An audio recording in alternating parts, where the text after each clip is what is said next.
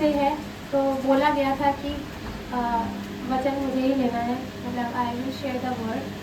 तो जितना मुझे आता है उतना मैं थोड़ा बहुत लूँगी। आज जो है हम देखेंगे एक स्त्री के बारे में जिसका शायद हमने पहले उस रीति से जो है वो इतना ध्यान नहीं दिया होगा। आज हम किसके बारे में सीखेंगे? आज हम सीखेंगे मूसा की माँ के बारे में, मूसा की माँ के बारे में और उसके उस रोल के बारे में कि उसने क्या भूमिका जो है वो अपने बच्चों के जीवन में निभाई। यदि हम बाइबल उठा के देखते हैं तो वहाँ पर हम देखते हैं कि जब याकूब जो था, याकूब ही था ना जो अपने 11 पुत्रों के साथ गया था ना, और जब वो अपने प्रॉमिस लैंड से निकला, क्यों? क्योंकि सब जगह क्या पड़ा था? अकाल पड़ा था। हमने सबने ये स्टोरी सुनी है, पैसेज जो है वो बाइबल में पढ़ा है। हर जगह जब अकाल था तो याकूब अपने 11 पुत्रों के साथ क्या वो निकला और कहाँ पे गया? वो कहाँ पहुँचा? वो मिस्र के अंदर। कहाँ पहुँचा? जहाँ पर कौन था? यूसुफ। कौन था? यूसुफ, जिसको थोड़े समय पहले क्या करा था? उसके भाइयों ने गड्ढे में डालकर और बेच दिया था, है ना। लेकिन हमने पहले भी कई बार वचनों में सुना है कि परमेश्वर ने यूसुफ को भी अपनी योजना के अंदर ही रखकर उससे क्या किया? अपनी महिमा के लिए इस्तेमाल किया, अपने लोगों के लिए क्या किया? इस्तेमाल किया। प्रभु को पता था कि आगे चलकर यही यूसुफ जो है वो अपने लोगों को क्या करेगा? बचाएगा, है ना। तो जब हम देखते हैं कि जब याकूब वहाँ गया, मिस्र में गया, तो इस तरह से क्या हुआ कि जो इजराइली जो थे, इब्रू नहीं थे ना, इजराइली जो थे उनका क्या हुआ? मिस्र में प्रवेश हुआ, है ना। और यूसुफ ने क्या किया? यूसुफ ने जब देखा कि मेरे परिवार के लोग हैं, यूसुफ ने उन्हें सम्मान दिया, है ना, उनकी हेल्प करी, ठीक है। और इस तरह से जब हम देखते हैं कि कुछ साल जब बीते तो इजराइली लोग जो थे वहाँ पर जब बस चुके थे ना, कई साल बीतने पर, तो क्या हुआ था कि जब फिर वो चेंज हुआ, वहाँ का जो राजा वो जो चेंज हुआ, तो क्या हुआ? सबने पढ़ा ना, इंटरेक्ट करें। क्या हुआ जब फिर वहाँ का चेंज हुआ? तो क्या हुआ? इजराइलियों के ऊपर क्या हुआ? सताव आया, है ना। और क्या किया? उन्हें बंदी बना लिया गया, है ना। लेकिन परमेश्वर जो है वो क्या करता है? इजराइलियों से प्रेम करता है। प्रभु की योजना में है कि उसके जो लोग हैं वो क्या है? बचा लिए जाएं। और उन्हें बचाने के लिए परमेश्वर ने किसको भेजा? मूसा को भेजा। तो ये एक शॉर्ट रिवीजन था कि हम देखते हैं कि किस रीति से जो है वो प्रभु की योजना मूसा के लिए थी, है? और ऐसा हुआ कि जब मूसा जो था वो अपनी माँ के गर्भ में था, मतलब जब वो प्रेग्नेंट ही थी, तो उस वक्त क्या हुआ? वहाँ पर क्या हुआ? सताव आया, है ना। मतलब एक होता है ना कि जब एक लेडी प्रेग्नेंट होती है तो सब लोग उसको क्या कहते हैं? ध्यान रखिए आराम से, नहीं सिटी कम चलती है ना, टेंशन मत ले, बीपी बढ़ जाएगा, बच्चे को कुछ हो जाएगा, बच्चे को पोषण नहीं मिलेगा, है ना। बहुत सी बातें। और आज के टाइम में तो इतने कॉम्प्लिकेशन हो गए, क्योंकि मेरे साथ ऐसा हुआ था कि ज़रा सी चिंता करती थी और सब दवाएं कि मेरा बीपी एकदम से शूट हो जाता था, है ना।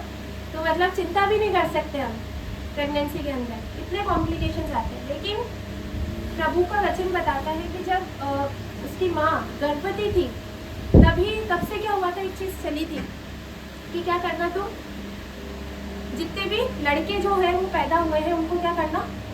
मार देना। सबसे पहले आके फिर उन्हें किसको दी मारने की? जो दाइयाँ जो उस समय डिलीवरी कराती थी, है ना, जिनको मिडवाइफ बोलते हैं आज के टाइम में, मिडवाइफ, ठीक है। उस समय क्या वो दाइयाँ जो क्या बोलते प्रसव जो करवाती थी, उस समय पहले फिर उन्हें उनको आज्ञा दी कि तुम क्या करो, जितने भी लड़के पैदा होंगे ना तुम उनको क्या करना, और लड़कियों को छोड़ देना। क्यों? क्योंकि कहीं ना कहीं उसे पता था कि इन लोगों को बंधुआई से छुड़ाने के लिए प्रभु अपने एक बंदे को भेजेगा, है ना, प्रभु अपने एक दास को भेजेगा। तो शैतान की योजना क्या थी कि पहले ही उसको क्या कर दे? नष्ट कर दे, है ना, उसको नष्ट कर दे। आइए हम देखेंगे इस वचन को, निर्गमन उसका 1 उसका 22। फिरौन ने अपनी सारी प्रजा के लोगों को आज्ञा दी कि इब्रियों की जितने बेटे उत्पन्न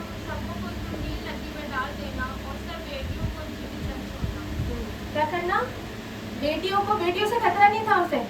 ऐसा नहीं है कि बेटियां कुछ नहीं करती प्रभु के राज्य के लिए, बेटियां भी बहुत कुछ करती हैं, लेकिन उस वक्त उसको खतरा किससे था? बेटे से खतरा था, है ना। और इसलिए क्या आज्ञा निकाली गई कि तू क्या करना, जितने बेटे उत्पन्न हुए ना उन सबको तुमको क्या करना, नील नदी में डाल देना, और सब बेटियों को क्या करना, जीवित रख लेना, है ना। और जब हम आगे बढ़ते हैं तो निर्गमन 2 उसका 1 से 4 में क्या लिखा है, एक बार दिखा दे। लेवी के घराने के एक पुरुष ने एक लेवी वंश की एक स्त्री को ब्याह लिया, और वे स्त्री गर्भवती हुई और उसके एक पुत्र उत्पन्न हुआ, और ये देखकर कि ये बालक सुंदर है, उसे नील नदी पर तक छिपा रखा। एक मिनट, यहाँ पे क्या लिखा है, क्या लिखा है यहाँ पे? लेवी के घराने के एक पुरुष ने एक लेवी वंश की स्त्री ब्याह ली, है ना। और क्या करा, वे स्त्री गर्भवती हुई और उसको क्या हुआ, एक पुत्र हुआ, उसको एक पुत्र हुआ, और वो क्या था, बहुत ही सुंदर था। और उसने क्या करा, उसको कब तक छुपा के रखा? 3 महीने तक। यानी जब से वो प्रेग्नेंट थी ना, तब से ये माहौल वहाँ पर था कि बेटे अगर उत्पन्न हो जाए ना तो आपको क्या करना है, उसको मारना है। अब माँ को टेंशन हो जाती है, यार बेटा हो गया तो ये तो वैसे ही मार देंगे, है ना। बेटा हो गया तो ये तो वैसे ही मार देंगे। 9 महीने पेट में रखो, फिर प्रसव की पीड़ा सहो, और फिर बेटा हो जाए तो 1 सेकंड में ये तो आके मार देंगे, है ना। लेकिन फिर भी जो मूसा की माँ थी उसने ये एफर्ट किया कि उसने कब तक छुपा के रखा उसको, 3 महीने तक उसको छुपा लिया उस दौर में भी। लेकिन एक समय आया जब उसको लगा कि अब और मैं इसको छुपा नहीं पाऊंगी, अब और मैं इसको क्या नहीं कर पाऊंगी, छुपा नहीं पाऊंगी। तो इस स्टेज में क्या करती वो, 2 चीजें हो सकती थी। इस स्टेज में ये कर सकती थी कि या तो वो थोड़ी दिन और छुपा लेती और वेट करती कि होगा जो देखा जाएगा, है ना।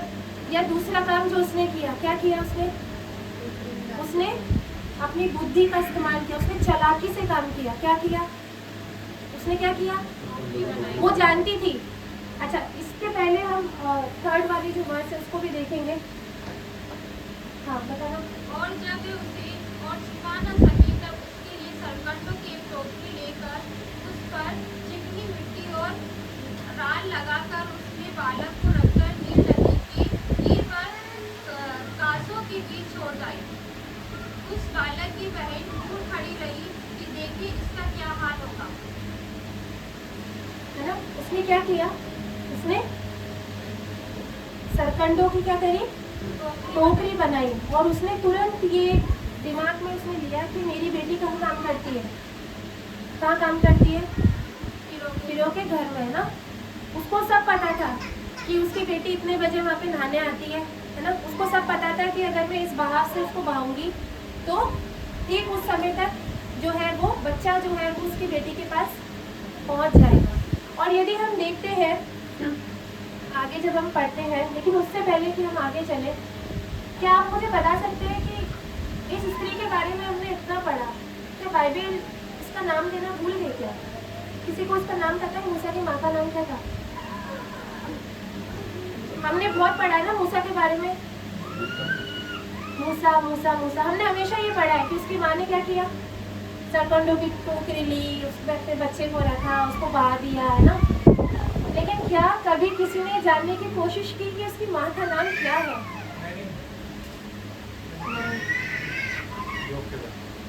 आइए हम देखेंगे। हमें साथ निकाले गिनती 26 उसका 59 वर्स।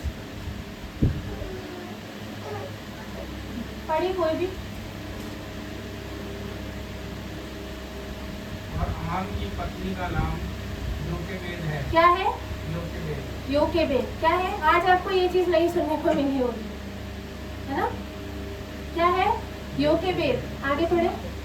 वह लेवी के वंश की थी, जो लेवी के वंश में मिस्र देश में उत्पन्न हुई थी, और वे अमाम से हारून और मूसा और उसकी बहन मरियम को भी जनी, है ना। तो ये वर्ष से हमें क्या समझ में आता है कि मूसा सिर्फ इकलौता बेटा नहीं था, उससे पहले भी उसके पास 2 बच्चे थे, है ना। क्या नाम था? सबसे बड़ी उसकी बेटी थी, क्या नाम था उसका? मरियम। उसके बाद उसका एक बेटा था जिसका नाम क्या था? हारून। और मूसा जो था वो, और शैतान को पता था कि 10 आज्ञाएं इसी के द्वारा दी जाएगी, है ना। इसलिए उसने पहले से ही ये लॉ निकाल लिया कि अब जो बेटे पैदा होंगे ना, उनको क्या करना है? मारना ही है। उनको क्या करना है? मारना ही है। इनके समय पे भी तो हो सकता था ना, नहीं हुआ, लेकिन मूसा के समय पर ही हुआ, है ना।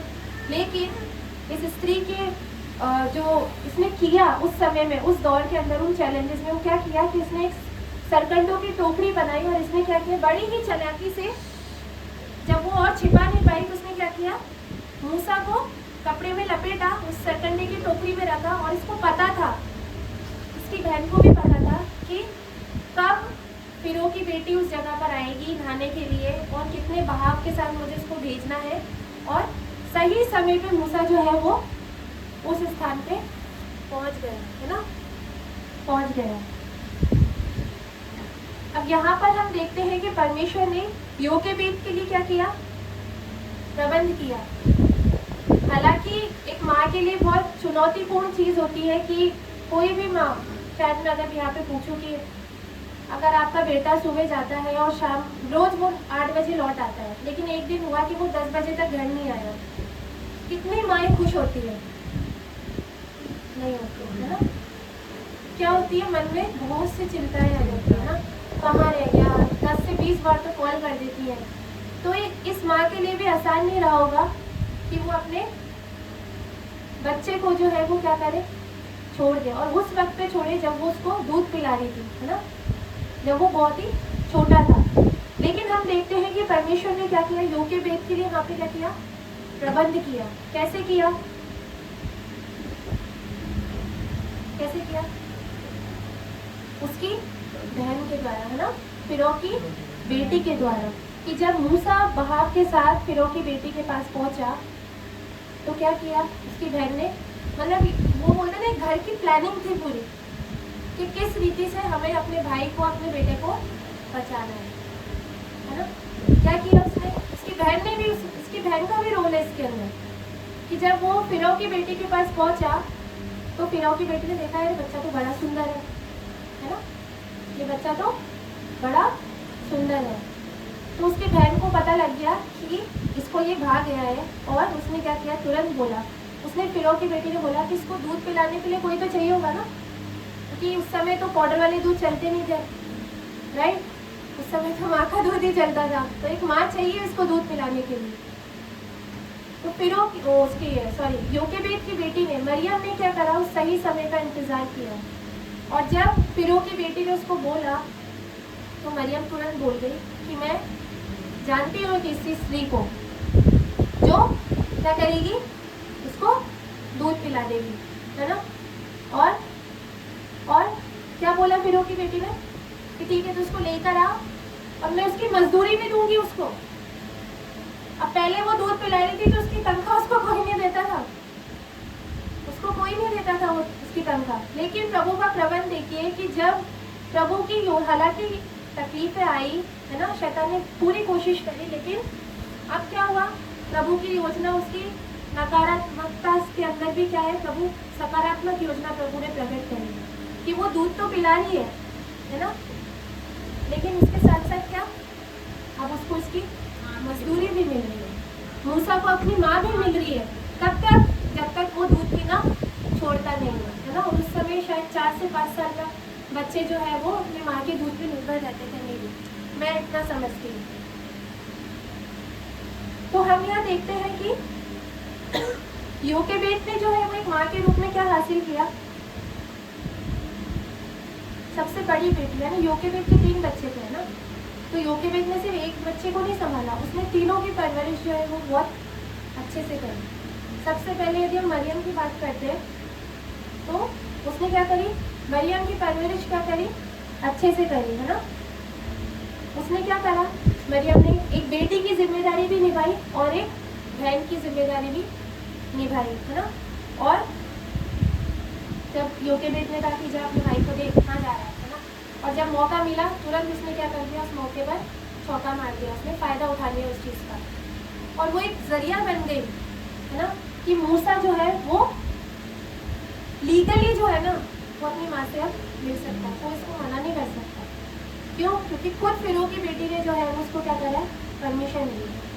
तो इस रीति से देखते हैं कि परमेश्वर ने क्या किया है, योकेबेद के लिए एक प्रबंध किया है ना, और मूसा के लिए भी एक प्रबंध किया कि वो अपनी माँ से जुड़ा रहे, मैं जब तक वो बड़ा नहीं हो जाता। आगे चलकर जब हम देखते हैं मरियम के जीवन से, तो मरियम भी जो थी वो क्या बनी है, नबिया बनी, एक नबिया बनी, है ना। निर्गमन 15 में ऐसा लिखा है, मैं बताती हूँ, वो वर्ष करेंगे लगाना निर्गमन 15 का 20, कोई भी पढ़ने का ध्यान करे। और हारून की बहन मरियम नाम नबिया के हाथ में डफ लिया और सब स्त्रियां डफ लिए नाचती हुई उसके पीछे हुई, है ना, क्या बनी वो, नबिया बनी। आगे चलते हैं, और यदि हम हारून के ऊपर आते हैं तो हारून भी क्या था, गॉड्स माउथपीस, वो भी परमेश्वर का एक नबी था ना, प्रॉफिट, राइट। कि जब मूसा ने बोला कि प्रभु तू किसी और को भी भेज दो, फिरौन को क्या करे, बोले कि मेरे लोगों को छोड़ दो, तब हारून भी जो था वो कहाँ गया था, फिरौन से बात करने गया था, और परमेश्वर जो उसको बोलता था ना वो चीज़ें लोगों को बोलता था। तो 2 प्रॉफिट तो हमने देख ली है इसी घर से, योकेबेद के घर से 2 प्रॉफिट हमने देख लिए, और तीसरा जो उसका बेटा था, जो कि जिसके बारे में हम सब जानते हैं, क्या कौन था, मूसा। उसने वो चीज़ करी जो प्रभु ने, सबसे बड़ी चीज़, मतलब 10 आज्ञाएं जो है वो खुदा ने उसी के द्वारा दी हमें। तो हम देख सकते हैं कि योकेबेद ने क्या किया, योकेबेद ने बहुत अच्छी परवरिश जो है वो अपने बच्चों को दी, है ना। योकेबेद जानती थी कि उसके बच्चों के पास क्या गिफ्ट्स हैं, जानती थी वो अपने बच्चों के गिफ्ट्स को जो परमेश्वर ने उन्हें दिए थे, और उसने क्या किया, उसने उन बच्चों को अलाउ किया कि वो अपने गिफ्ट्स में क्या करें, आगे बढ़े। उसने रोका नहीं, उसने रोका नहीं। यदि योकेबेद जो है वो मूसा को रोक देती, मैं समझती हूँ, अगर वो उसको जाने नहीं देती, क्योंकि मतलब एक विल होती है, खुदा चाहता है, नो डाउट खुदा के योजना में है, लेकिन एक वो चीज़ होती है ना कि हम ही नहीं चाहते, हम रोक देते हैं, तो फिर खुदा जो है वो फ्री विल देता है हम सब, है ना, फ्री विल देता है। लेकिन योकेबेद ने क्या किया, योकेबेद ने उसको जाने दिया। अगर वो नहीं जाने देती, अगर वो रोक देती, तो शायद कुछ और ही सीन क्रिएट होता है, लेकिन उसने क्या किया, उसने जाने दिया। उसने अपनी बेटी को भी जो है वो जाने दिया, पढ़ने दिया, है ना, अपनी रिस्पॉन्सिबिलिटीज़ में यूज़ किया उसको, चालाकी के साथ भी। तुम क्या करो, फिरौन की बेटी के सामने प्रस्ताव लेके जाओ, है ना। और हारून को देखते हैं, हारून भी जो तब क्या है, परमेश्वर का एक नबी बना, है। तो योकेबेद के जीवन से हम ये देखते हैं कि उसने क्या किया, अपने बच्चों को उसके गिफ्ट्स में, उनकी कॉलिंग्स में जो है वो क्या करा, आगे बढ़ने दिया। और मैं आपको उत्साहित करना चाहूँगी कि परमेश्वर ने ना आज हर बच्चे के अंदर लीडरशिप का एक गिफ्ट दिया है। हर बच्चे में, जो मसीह बच्चे हैं ना, या जो प्रभु को जानते हैं ना, परमेश्वर ने हर बच्चे के अंदर एक क्या दिया है, लीडरशिप का गिफ्ट दिया है। अब चाहे वो गाने का हो, चाहे वो बोलने का हो, चाहे वो शिक्षा का हो, चाहे वो आत्माओं को परखने का गिफ्ट हो, XYZ जो भी गिफ्ट है, वो हर एक गिफ्ट जो है परमेश्वर ने हर एक बच्चे के अंदर रखा है ना। और जब हम योकेबेद के जीवन से सीखते हैं कि वो एक ऐसी माँ बनी जिसने क्या किया, अपने बच्चों के उन गिफ्ट्स को पहचाना, है ना, और उन्हें क्या किया, उसमें आगे बढ़ने दिया। लेकिन आज हमें सोचना चाहिए कि क्या हम ऐसी माँ बन पा रहे हैं कि हम अपने बच्चों के गिफ्ट्स को पहचान रहे हैं जो खुदा की ओर से उन्हें मिला है, खुदा के राज्य की बढ़ोतरी करने के लिए। आज हमें सोचना है। नो डाउट आज हमारे बच्चे बहुत अच्छा कर रहे हैं, नो डाउट आज हमारे बच्चे बहुत वेल कर रहे हैं, एजुकेशन में, सर्विसेज में, वेल्थ में, हर चीज़ में। लेकिन सबसे बड़ी बात यह है कि आज हमें जानना है कि क्या आज हमारे बच्चे परमेश्वर के राज्य के लिए कुछ कर रहे हैं या नहीं। हमें उनके गिफ्ट्स को क्या करना है, पहचानना एज अ मदर। क्यों? क्योंकि एक माँ ही है जो बच्चे को जो है वो क्या करती है, भली शिक्षा देती है। एक माँ ही है, प्रभु ने उसको बनाया ही इसलिए जब वो 9 महीने अपने पेट में रखती है बच्चे को, तो वो फीलिंग एक पिता जो है वो बाद में लेता है, लेकिन जब माँ के गर्भ में वो बच्चा आता है, वो माँ उस समय से ही जो है उस बच्चे से क्या हो जाती है, अटैच हो जाती है ना। और ये ध्यान रखना कि बच्चा जब भी बाहर आता है ना, वो अपनी माँ की तरफ ज़्यादा अट्रैक्ट होता है। क्यों? क्योंकि वो अपनी माँ से ज़्यादा सुनेगा। वो आवाज़ जो वो पेट के अंदर से सुनता है ना, वो चीज़ वो उसके बाहर भी रहेगी, वो उसकी आवाज़ को सुनेगा, वो जो कहेगी वो करेगा। तो एज अ मदर हमें जानना है कि हम अपने बच्चों को क्या करें, उन गिफ्ट्स में जो है वो क्या करें, आगे बढ़ने दें ना। कभी कभी एज अ पेरेंट हमें क्या करना पड़ता है, कुछ कठिन निर्णय लेने पड़ते हैं, कि यार मतलब कभी ऐसा होता है ना कि हम चाहते नहीं है, मतलब एक दुख होगा। जैसे एक एग्जांपल में देती हूँ कि जैसे बच्चा बोल रहा है कि मेरे को बाहर बहुत अच्छी जॉब अपॉर्चुनिटी मिल रही है, पर माँ नहीं चाहती कि बच्चा जो है वो छोड़कर जाए। लेकिन फिर भी क्या करती है, वो उसके फ्यूचर को देखकर एक निर्णय लेती है कि ठीक है तू जा, मैं रह लूँगी, है ना।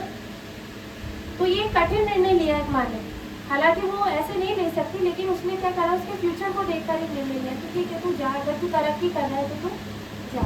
ठीक इसी रीति से जब हम आत्मिक रीति में देखते हैं, अगर वो स्पिरिचुअल गिफ्ट्स जो प्रभु ने हमें दिए हैं, यदि उस सेवा का गिफ्ट दिया है, यदि वर्शिप का गिफ्ट दिया है, यदि वचन का गिफ्ट दिया है, यदि हम देखते हैं ना कि हमें उसमें आगे बढ़ने के लिए कुछ चीज़ पीछे छोड़नी पड़ रही है, तो मैं हर एक माँ को प्रोत्साहित करना चाहूँगी कि आप लें, वो कठिन निर्णय लें। क्यों? ताकि उससे क्या होगा, आपके बच्चे जो है वो प्रभु के राज्य में उन्नति करेंगे। योकेबेद ने निर्णय लिया, उसके लिए आसान नहीं था मूसा को जाने देना, बट उसने निर्णय लिया, है ना। हालांकि वो नहीं जानती थी कि जब वो निर्णय ले रही, हो सकता था ना फिर की बेटी नहीं लेती उसको, रिस्की था, लेकिन उसने विश्वास जताया, उसने निर्णय लिया, नहीं प्रभु मैं जाने दूंगी। मैं उसको प्रभु ने पहले से तो नहीं बोला था ना कि ये भविष्य ये वो बनेगा मूसा, इसी के द्वारा मैं 10 आज्ञा लिखूंगा, कुछ नहीं पता था, नील बटा सन्नाटा था उसके आगे, वो कुछ नहीं जानती थी। लेकिन एक वो बोलते ना प्लानिंग, एक प्लानिंग थी बस उसके दिमाग में कि इस रीति से मेरा बच्चा बच सकता है तो मैं बचा लेती हूँ। लेकिन प्रभु को उसकी योजना पता थी, और इसलिए प्रभु ने क्या किया, उसकी योजना को सफल किया। इसलिए यदि हमें कठिन निर्णय लेने पड़ते हैं तो हम लें, है ना। सही शिक्षा दें उन्हें कि तुम्हें कहाँ जाना है, राइट। और ये मैं बताना आपको उत्साहित करना चाहूँगी, ये वर्ष हर एक को याद है। यिर्मयाह 29:11 क्या कहता है, पढ़े। यहोवा की ये वाणी है कि जो कठिनाई में तुम्हारे पीछे करता हूँ, मैं जानता हूँ, वे हानि की नहीं वरन कुशल ही की है, और अंत में तुम्हारी आशा। यदि प्रभु आपके लिए ऐसी कल्पना करता है ना, तो फॉर श्योर वो आपके बच्चों के लिए भी ऐसी कल्पना करता है, फॉर श्योर, गारंटी से लिख लो इस चीज़ को। कभी कभी निर्णय बहुत कठिन लेने पड़ते हैं। यदि कोई व्यक्ति जॉब करता हुआ छोड़कर अपनी सेवा में आता है, तो ये एक कठिन निर्णय है जो उसके परिवार ने लिया है। हर कोई नहीं ले सकता, लेकिन लिया। क्यों? क्योंकि प्रभु के राज्य की बढ़ोतरी है ना। कभी कभी ऐसा होता है कि आपके पास बहुत अच्छी जॉब अपॉर्चुनिटी होती है और एक चर्च में आप बहुत अच्छा आप ग्रो कर रहे हो, लेकिन आप एक कठिन निर्णय लेते हो, क्या कि मैं संगति को छोड़ के नहीं जाऊँगा, भले ही कम पैसों में नौकरी कर लूँगा, लेकिन प्रभु की संगति से दूर नहीं जाऊँगा। बहुत से कठिन निर्णय हमें लेने पड़ते हैं, है ना। और इसमें सबसे बड़ा जो रोल रहता है ना, वो एक माँ का रहता है। इसलिए जब आपके बच्चे उन गिफ्ट्स में बढ़ रहे हो ना, तो आपका फर्ज क्या बनता है, आपका फर्ज बनता है कि आप उन्हें क्या करें, उत्साहित करें, आप उन्हें उत्साहित करें, आप उन्हें डिस्करेज ना करें, है ना। अपने शब्दों को जो है वो आप सोच के बोलें कि आपके शब्द जो है वो आपके बच्चों को क्या कर रहे हैं, उन्हें बढ़ा रहे हैं या उन्हें रोक रहे हैं, हमें। और परमेश्वर का वचन कहता है मत्ती 6:33 में, क्या कहता है,